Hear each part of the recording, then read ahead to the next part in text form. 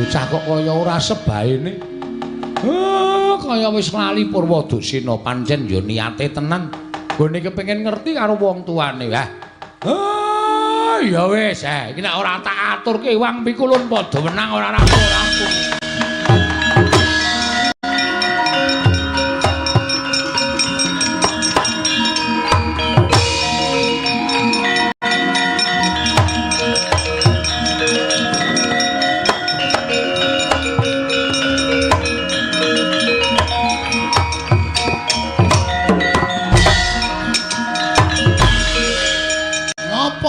Wedi karo aku kok ngejak cah cilik. Kulun kula iki nyuwunaken pangapunten. Oyane ngapa kowe? Engko setengah 6 tangi adus terus nata jadwal sekolah. Kayane kok kelitian. Bagong. Malah neranyak. Lek apa piye? Posiwa.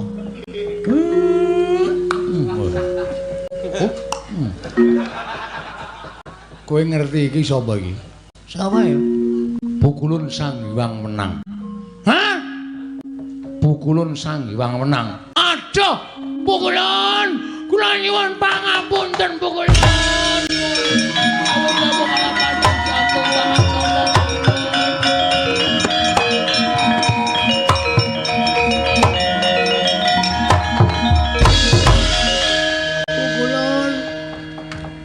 Pangapunten Pukulun.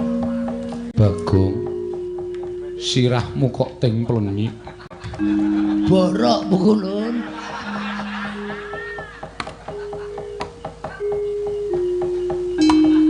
Oh, dilapke cangkem Pukulun. Nggih. Apa to kang dadi gegayuhanmu Panakawan? Kula kepengin ngerti wong tua kula Pukulun. Bathara Guru Manikmaya wis sak jarwa kelawan jeneng kita. Nanging kula mboten pitados. Mila kula kepengin sanget estunipun pinanggihan Paduka Pukulun. Supados Pukulun paring palidamar dhateng kula Pukulun. Bapak kula jatinipun sinten Pukulun? Bapak angkat kita kuwi Semar. Nggih kula percaya. Ngene, ulun critani. Pripun Pukulun?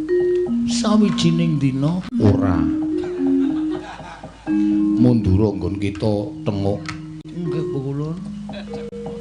Abab kita ambune ora.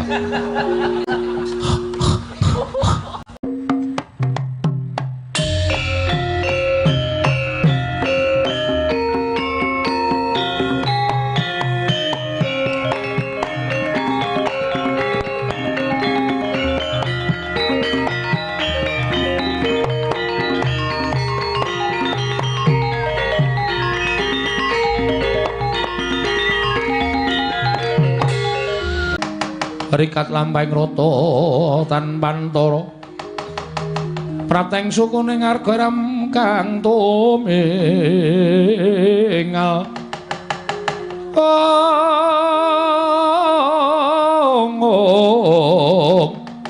iram kang tumingal dendeng saengga praja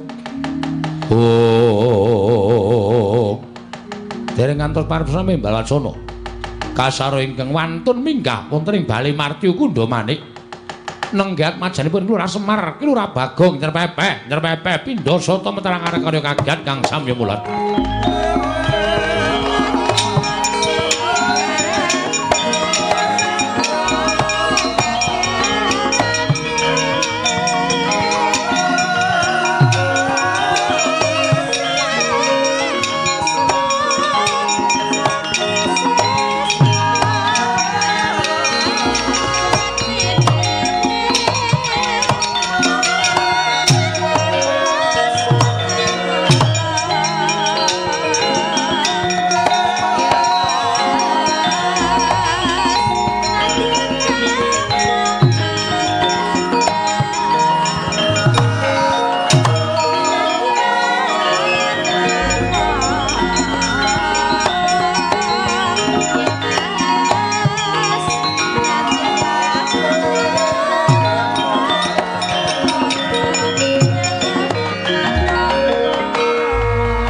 Pandita kang nyarwangsit pindha kumbang pindha kumbang ngajaping tawang susuh angin ngendi nggone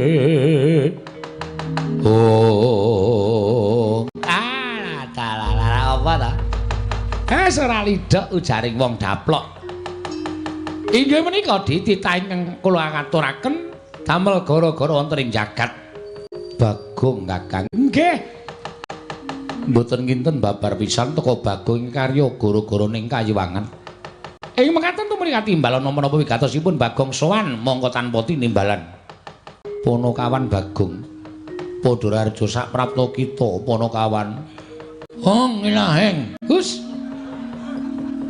agak kita nganggo sebutan dewa iki piye karang kula pun mapan wonten ing kayangan menika kedah saged genepi dhateng tata krama lah ning ora kena titah ora kena nganggo Hong Ilaheng awi kena kebacut ya Pukulun ya terus-terus awi kena mangastu manana masa sidam Pukulun Bagong kula ngaturaken sembah sungkem pangabektinipun ing ngabdipun Ponokawan Bagong Pukulun iya Bagong Pukulun ana apa menawi Pukulun Bathara Guru astanipun sekawan menika nggih pados kaos wonten pundi Pukulun gak tenan ta iki senengane apa-apa kok ditakokke kok asal usule wong pinter ki mergo ora isin tetakon nggih ta Pukulun cobi niku nek tuku kaos menungsa lumrah monggo tangane papat napa bolongan siji dinggoni wong loro napa mboten sesak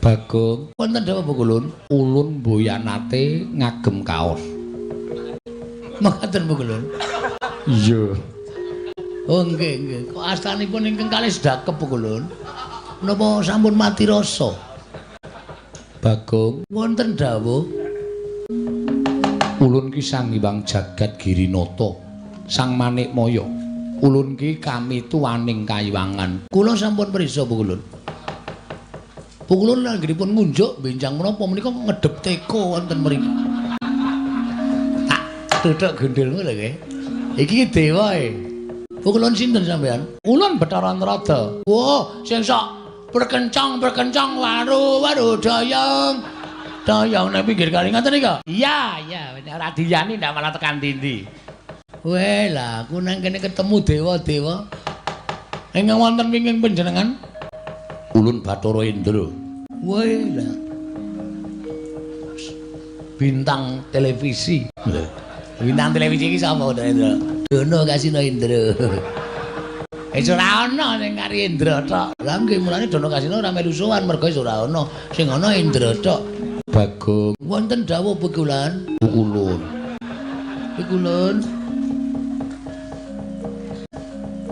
apa wigatine dene kita suwana ning Abiyantara ulun Pukulun menika satunggiling jawata ingkang mboten ngertos rasa blas kasihan apa meneh iki bocah kok apa-apa dilokke ta iki kena ngopo kita matur kaya mengkono Pukulun mesakaken sapi kok didak-idak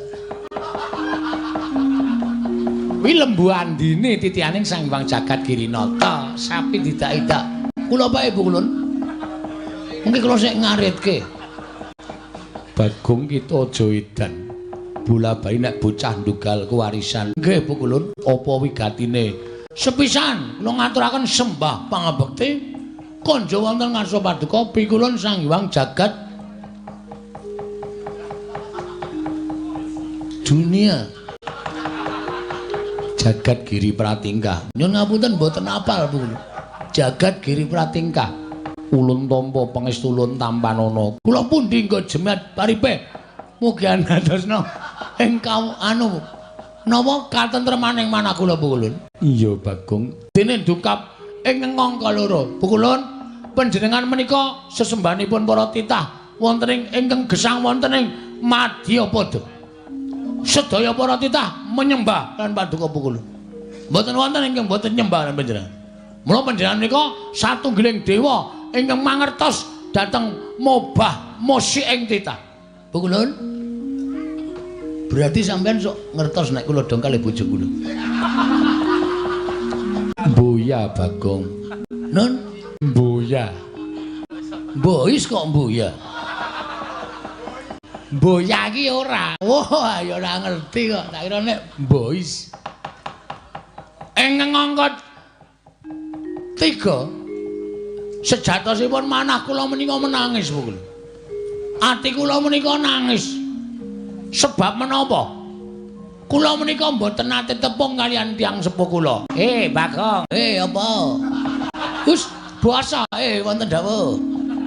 Kita iki piye kok dadak nangis ati kita? Wong ditetepke kita kuwi anake Semar. Bong. Kamu tukang bohong. Malah nyanyi barang. Kita kuwi anake Semar. Dudu. Semar ki meng bapak angkat. Angkat junjung. Semar ki bapakku Pupon. Ngoten. Dadi asline kula niku anane Bagong urip ana ngalam padang, mesti ana sing anak-anake. Ra mungkin menungsa kok mlethek saka watu. Ra mungkin.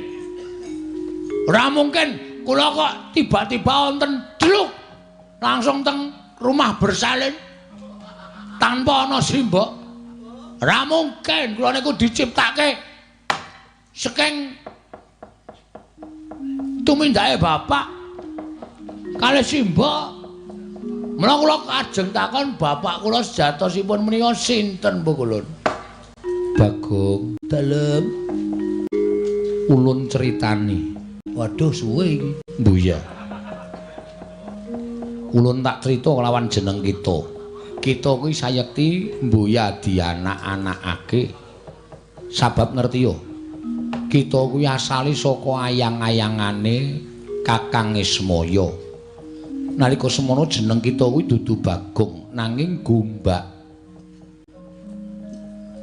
Ombak. Gombak, ombak dengkulmu kuwi ora. Satemene kita kuwi tuwa dhewe tinimbang Petruk karo Garing. Nanging gandeng kabeh mau pinesti kita tumuli dadi nom. Sing dituwake Garing karo Petruk. Ning sejatine kita kuwi asale saka ayang-ayangane Semar. Mula yen to kita goleki kelawan wong atuwa kita ora bakal ana. Ngono Bagong critane. Kok kaya ming dapusi ta ya? Ora mungkin wong kok digawe saka ayang-ayangane Semar. Atene ayang-ayangku dhewe tak gawe wong wedok ayu. Terus tak pek dhewe. Sampeyan ampun ngayarawa.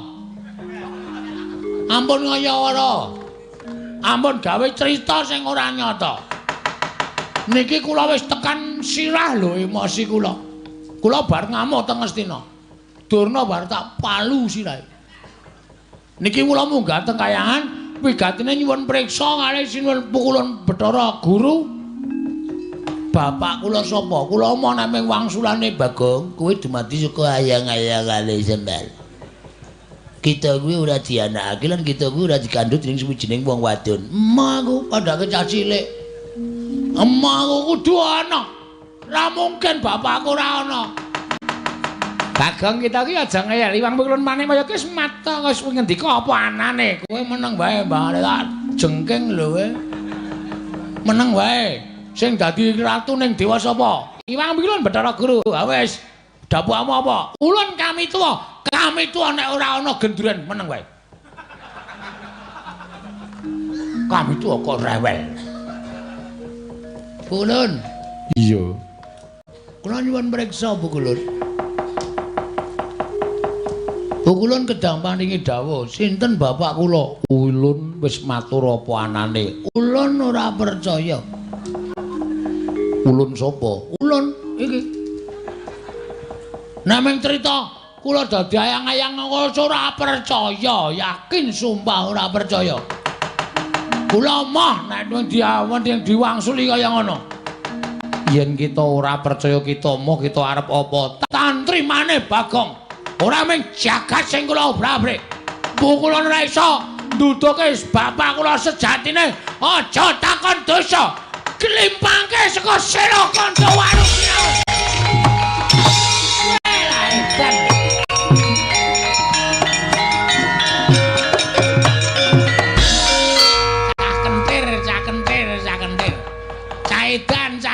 Caitan.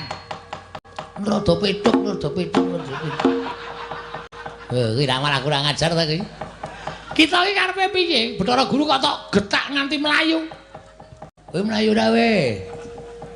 Kowe mlayu ditenono tak nggo dolanan asli. Tak ilangin tupe tak nggo hibur-hiburan lho.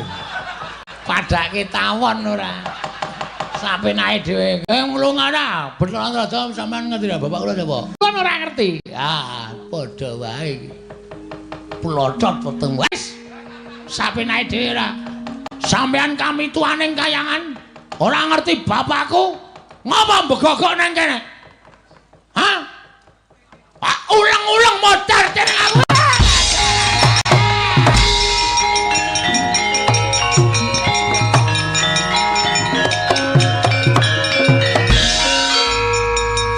Bagong wong kang kaya kowe padha karo wani marang kadewatan. Iki putrane Bathara Guring ngangka catur Bathara Indra ingkang bakal bondo lawan kowe. Yen perlu tak lebokke ana ing kawah Candra Dimuka. Kowe sing tak lebokke nang lemari es. Ayo, aku Suramata Janata.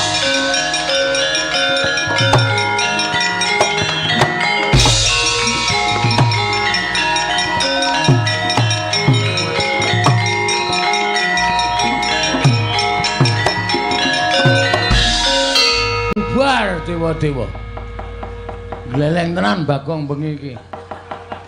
Dewae kalah karo aku. Bathara Guru tak getak langsung mlayu saka Sela Kandha Waru Binangun. Bathara Antrada ndelik Indra numpak mobil jeep langsung lunga. Apamu kapan? Kayangan sepi banget iki. Piye iki? Ora ana wong kuwi. Tak mlebu ning Karang Kawidodarene apa ya? Sempatan iki. Ya ini iki mesti widodari lagi adus. Arep menek uwit jambu dipa nirmala ngengok widodari. Jare widodari iki ayu-ayu. Ning aja engko malah ora ketemu karo bapak aku makokean dosa. Nduk goleki bapak ora ketemu malah niatku malah elek nginjen para widodari-widodari. Tak oyahe Bathara Guru. Kowe iku nek ora takon sapa meneh paling dhuwur ya mung Bathara Guru kok. Lho, Guru. Iki murid wis mlumpuk. Kowe arep mulang ora? Malah mlayu-mlayu. Hei. Omar Bakre. Jan wis nek ora ngono Bathara Guru ayo aku ki takon tenan ora sampe nawus dhewe.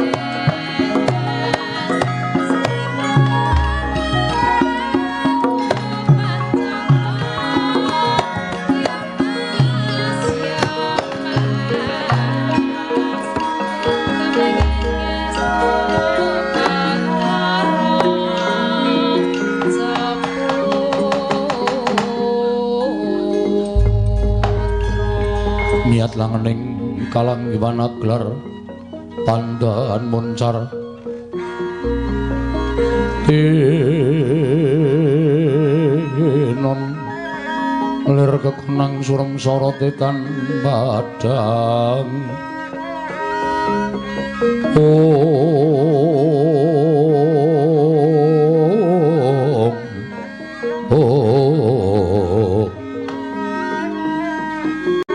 Koko Prabu wonten timbalan Nyai sewu-sewu karampatanipun ingkang rayi tadah wadana dene sawetawis paduka Kanjeng Koko Prabu kepareng lenggah wonten ing praja Ngamarta nanging dereng nampi dhateng aturipun ingkang rayi Ngamarta ih boten dados menapa Yayi mbok menawi wonten bab ingkang kapenggalih dening paduka Yayi Prabu saengga jengandika supe anggen paduka sampun kepareng lenggah dampar negari Ngamarta Koko Prabu kasinggihan mekaten tresna kakangku aku ngaturake basaku iya Dimas Werku durung tak tampa pangestunipun Kakang Tampanana Koko Prabu kula ngaturaken bekti kula kunjuk Arjuna tak tampa pangestunipun Kakang Tampanana Janaka kula pun dinggo jimat paripih dayanana ing kasantosan kula ngaturaken bekti nggih Den iya Kakang Semar tak tampa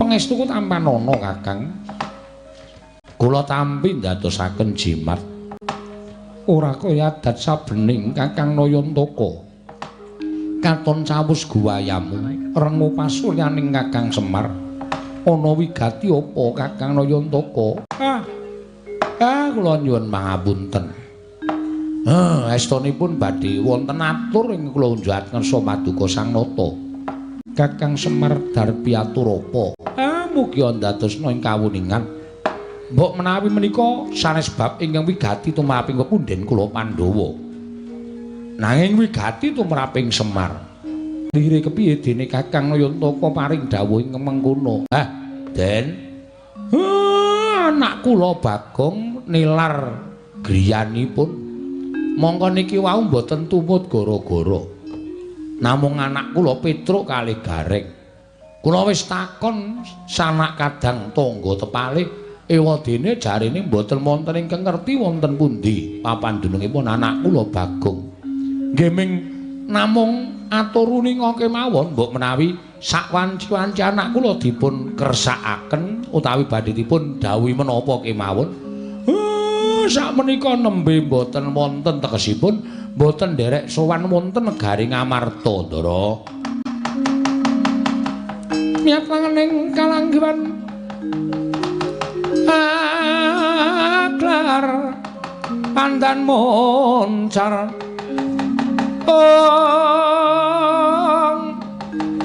tinon lir kekonang sumsara tetan padang kasoran bacaring purnaming gegono dasari mangsa katiga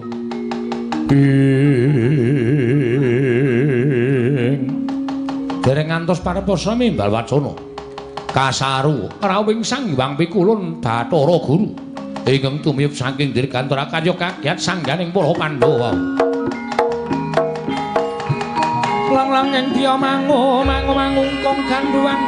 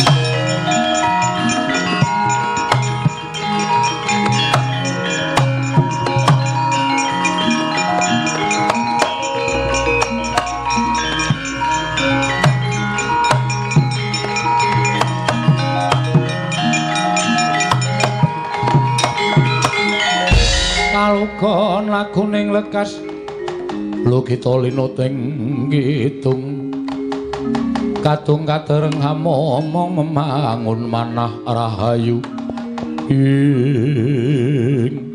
Pukulun kula ngaturaken sembah pangabekti kula kunjuk. Iya Puntadewa Luntompa. Kula ngaturaken sembah pangabekti kula kunjuk. Iya Kresna Luntompa. Guru Hageku ngaturke sembah. Werkudara Luntompa. Pukulun kula ngaturaken sembah. Iya Arjuna Luntompa. Guru kowe do slamet to. Pangestunipun Kakang Ismaya wilujeng. Wonten menapa Pukulun dene sumengko tindak paduka ewang adi Pukulun. Menawi kepareng kawedhar dhateng ingkang wayahipun Puntadewa kepareng kula cemadhong dawuh. Puntadewa, yektine prapta ulunana ing negara Ngamarta, sayekti mung bakal paring pangandikan kelawan para Pandhawa, utamane kelawan panjenenganipun Kakang Ismaya. Lah kok kaya wigati banget ngopo, Guru? Mugi andadosna ing kawuningan menapa Kakang Semar mboten rumaos kecalan dhateng ingkang putra. Iki mau aku lagi wae matur nek Bagong pancen lunga saka bale wismane, lunga saka omahe. Mugi andadosna ing kawuningan Kakang Semar, Kakang Badranaya, Kakang Ismaya, Bagong sakmangke dados parang muka wonten ing kayiwangan. Piyambakipun amutah dhateng ingkang abdi utawi ingkang rayipun Bathara Guru. Nyuwun priksa dhateng tiyang sepuhipun.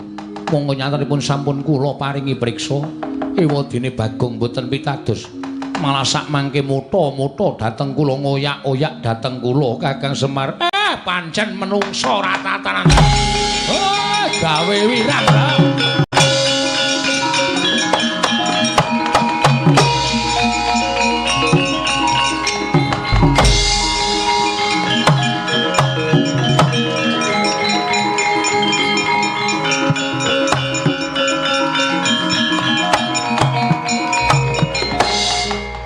Puntadewa wonten timbalan ing ngadhawuh mengkono mungguh kang dadi pangandika ulun kelawan sira kulup mboten ngene Pukulun. Lha mriyen lah kok teka Bagong malah samangke dados geger wonten ing kayiwangan ngantos paduka ewang adi Pukulun keplajar saking kayiwangan. Kresna ulun njaluk tulung ndakno kamur kaning Bagong aja gawe isin ing kayiwangan. Mongso boronggon kita mulbawasa kelawan Panakawan Bagong napa ngestaken dawuh kula nyuwun pamit Pukulun kepareng lenggah langrumiyin wonten negari Ngamarta. Iya Narayana ulun kang bakal lenggah sawetara ning negara Ngamarta Kresna.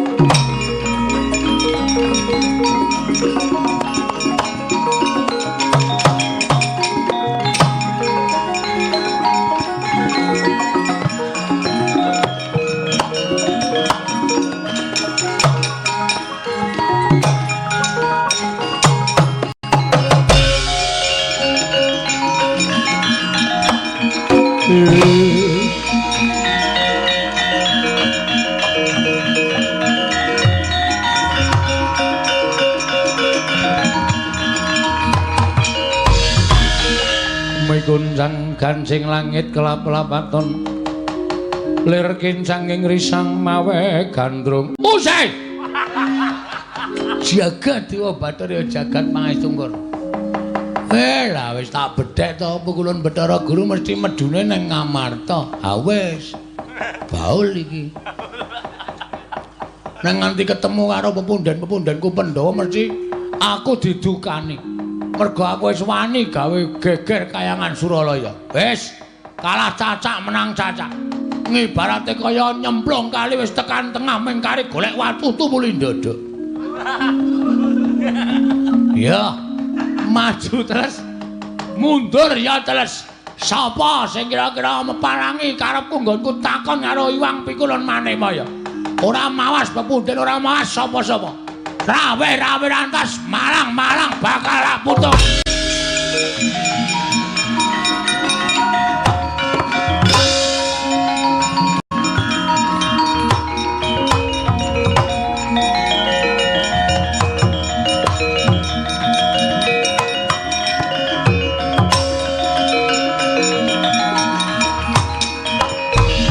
Tunggang gancing langit kelap-kelapaton lir kincanging risang mawe gandrung Bagong. Dalem.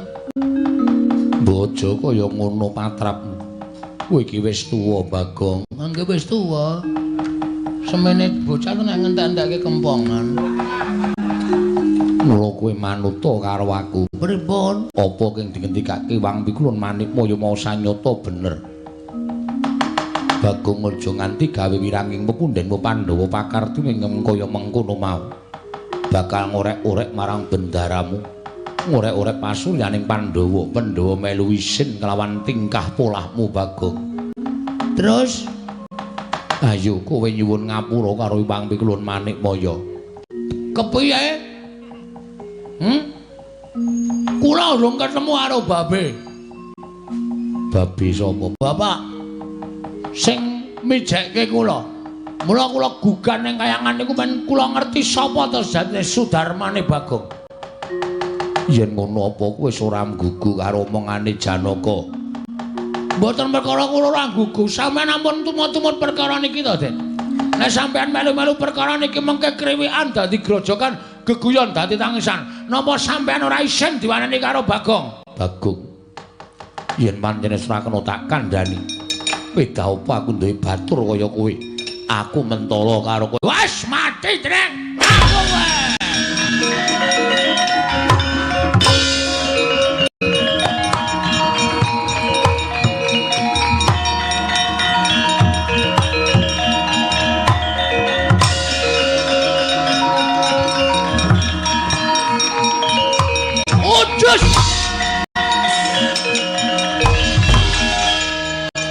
Iki pemaine bal-balan. Main bal-balan dasmu. Apa-apa ditendang, apa-apa ditendang. Kena kandhani ora kowe? Hah? Kena kandhani ora? Kula gelem dikandhani nek waton Bathara Guru ngendikake bapakku iki omahe kene isih urip apa wis mati. Nek ora ana sing ngandhake kula ngamuk sak ngamuk-ngamuke. Ora nyawang Pandhawa, ora nyawang sapa-sapa. Tamu kabeh. Wah.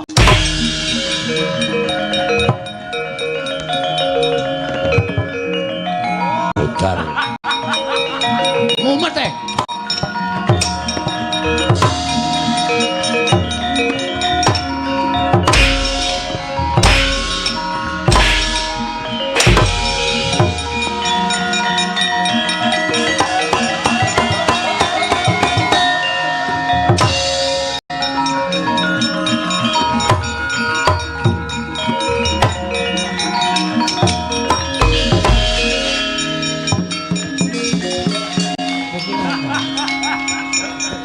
Gamane wis mandeg barang kok isih begijigan. Prabu Kresna. Iya, dasar para nyata. Ora Bagong mbok kowe iki eling. Kula ora redeng lali kok. Lho, nek ora lali mestine kowe ngerti tata krama. Kula ngertos. Nek sebabe apa kowe tingkah laku sing kaya ngono? Wong ki nek kekarepane ora kasembadan tingkah lakune sak karepe dhewe. Lho, Werkudara Janaka nganti mundur gila karo kowe. Gila wae. Kula perange ngawur. Sak karepku nendangi sak penake dhewe. Tak dilati pupune. Sopo? Werkudara gila merinding kabeh wae. Janaka candak tangane jempole tak cokot. Us. Perangmu ngawur. Ya men, sing penting menang. Lah saiki enenge aku apa kowe arep mungsu aku? Welo. Kresna sinayang manggelung mintonaken. Mintonaken dewe kramanira. Ora guyu. Aku ora guyu. Lah sapa sing ora guyu karo kelakuanmu kaya ngono kuwi lho.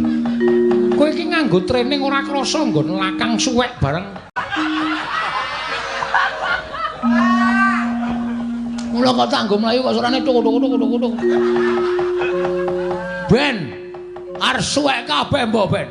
Ora lega seneng atiku nek nganti ora ketemu karo bapakku. Wani karo aku. Sing tak wedeni apamu? Wani tenan. Wani tenan. Mati dereng aku ya.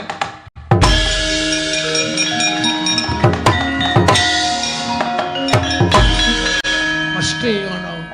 Kresna iki nek perang mesti ngono kuwi. Wani karo aku. Wani tenan. Mati nek aku. Lunga. cah jirih. Asline jirih. Kena aku ora tetep maju terus goleki Bathara Guru, ora entuk keterangan sing gumathok. Sapa sing arep meparangi karepe Bagong?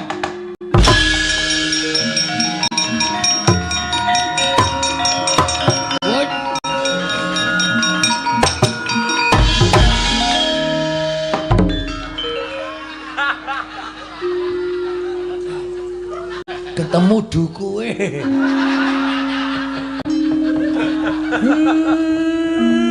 Kowe ngopo? Mil. Aku tak takon kowe, Mil. Ora duwe anakmu to? Anakku Ragil. Bohong. Kamu tukang bohong. Ngapusi kowe. Kowe wong tuwa ning lambene elek kok. Ngapusi aku duwe anakmu. Petruk gareng kaya duwe anakmu, kaya anak angkat. Aku ya anak angkat. Lah, terus kowe ngopo kok ngamuk nang kayangan? Kowe bapakku sing sak tenane. Bapakmu ki asline tukang becak. Ditinggal ning kidul stasiun Tugu. Terus tak temu. Wah, tapuk ngiwonengen lho, men. Wong tuwa ora tatanan kowe. Hah? Pokoke aku kudu goleki bapakku. Lah ora ketemu karo bapakku, Bathara Guru ora wangun dadi nalendraning para dewa. Kowe wani karo aku. Sing tak wedeni apamu? Buenke sumo iki, Mbak. Lemu mungsuh, lemu iki. Sepatane modar. Sepatane ngrekoso uripmu. Ora satara sepatane aku ket biyen wis ngrekoso uripe. Aku wis ketula-tula. Ayo, tak duduke apa ora? Ora tak duduke tak amuk tenan. Asli aku ora goro. Ora duduke titenono. Aku sing ora nrimake. Gong, kowe iki bocah kok arep wani karo wis ora iya. Pokoke luwih mati jenenge kowe. Wen.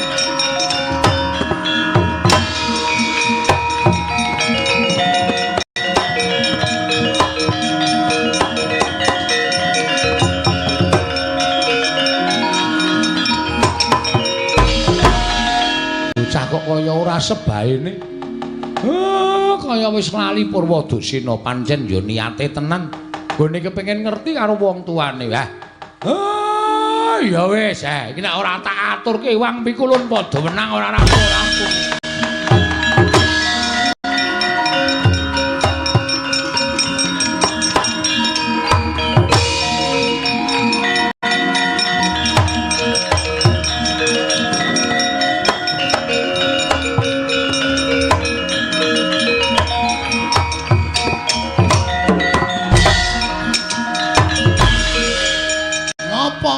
Wedi karo aku kok ngejak cah cilik. Kula iki nyuwunaken pangapunten. Kayane ngapa kowe? Engko setengah 6 tangi adus terus nata jadwal sekolah. Kayane kok kelitian. Bagong. Malah neranyak. Lek apa piye? Posiwa.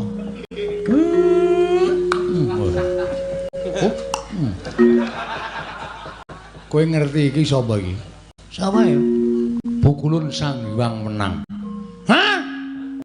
Pukulun Sang Hyang Wenang. Aduh, Pukulun. Kula nyuwun pangapunten Pukulun.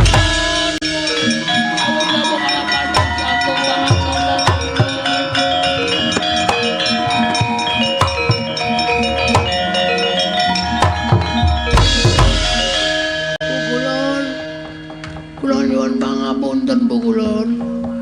Bagong, sirahmu kok ting plenyik. Borok Pukulun.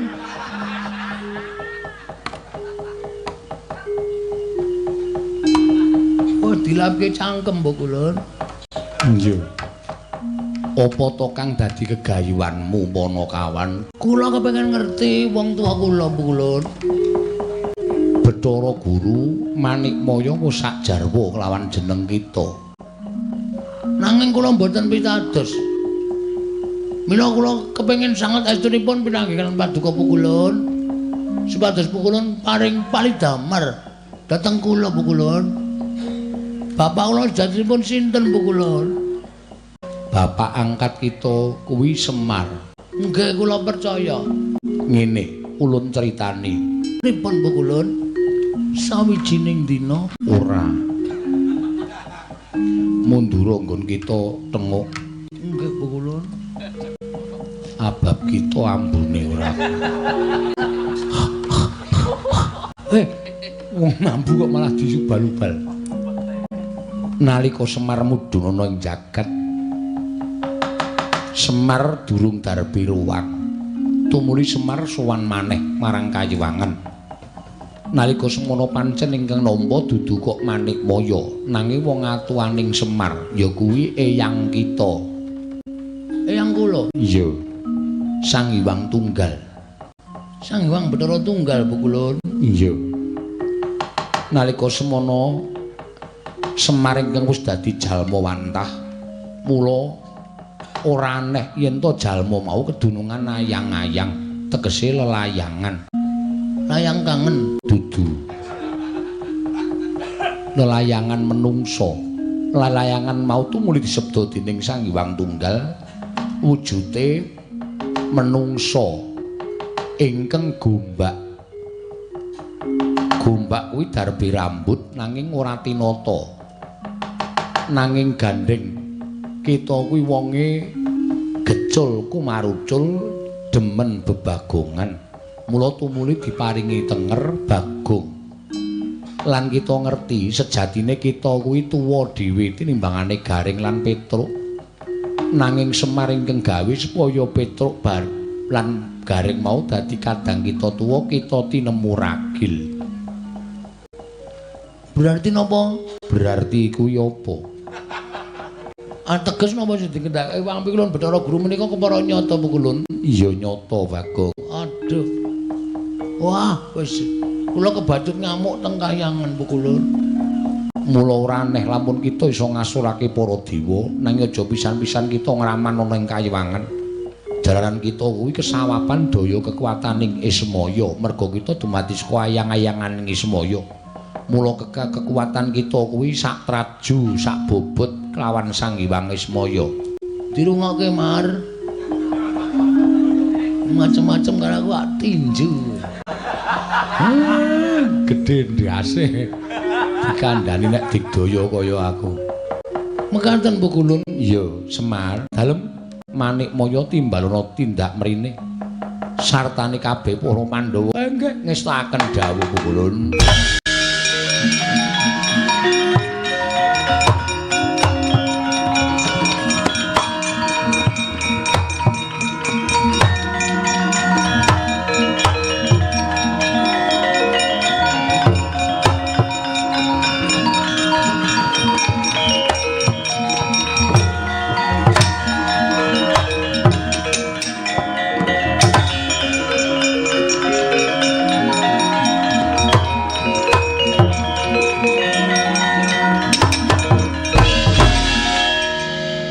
Apa ceblenge nang Sapa to? ceblenge nang kene apa kula kok lunga saka omah Pukulun. ya piye Kula nyuwun gungan bareng pukulun. ulun parengake Bagong Kula nyuwun pejahipun Petro kali Gareng pukulun. kowe iki ngopo Gong Ora ana wong salah kok. Wong nek aku cebleng kok. Kowe iki nek ngerti critane pukulun Sang Hyang Bathara Wenang, kowe mesti karo aku gila. Aku kedadian saka ayang-ayangane Bapak Semar. Mula kekuatanku sak traju sak bobot karo Bapak Semar. Muni ana. Hah? Sebdake kahutangmu. wis Hah? wis Kapokmu kapan? kita wis marem Sampun pukulun, sampun marem sanget pukulun. yo yen wis marem nyuwuna pangapura kalawan Manikmaya Pukulun Manikmaya. Bagong ana apa Kula nyuwun pangapunten nggih pukulun. ya Bagong ora dadi ngopo kita ngamuk ana ing Kayiwangan ulun paring pangapura. Matur sembah. Kula methek jambu dipunirmala kalih, Bu Ulun. Bakal kita gunake apa? Ajeng kula tandur teng omah. Supaya iso dadi srana daharaning Bagong menika jambu dipunirmala. Kali jambu kluthuk, Bu Ulun. Iya Bagong sak karep kita. Wis kanthi kaya mengkono ulun kundur makayangan. Bagong aja gawe geger meneh, kita wis marem. Sampun Bu Ulun. Yen kita durung marem ulun medhun meneh. Kita ulun paringi pidana. Mboten Bu Ulun, sampun cekap semanten kemawon Bu Ulun. Mboten ajeng macem-macem Bu Ulun. Kula pun kapok temenanan Bu Ulun. Iya, ulun kundur makayangan bareng lawan Manikmaya. Ayo Bathara Guru, monggo Bu Ulun kula dherekaken.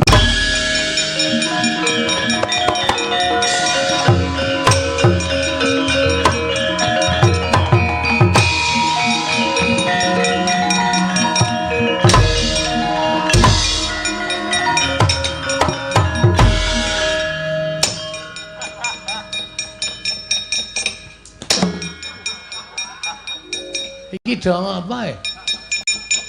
Wong edan kowe iki ngopo to Bagong? Lah kok dadi angkar timo kaya ngono kuwi ngopo? Weh, akarang ya sing jeneng wong gugat. Oh.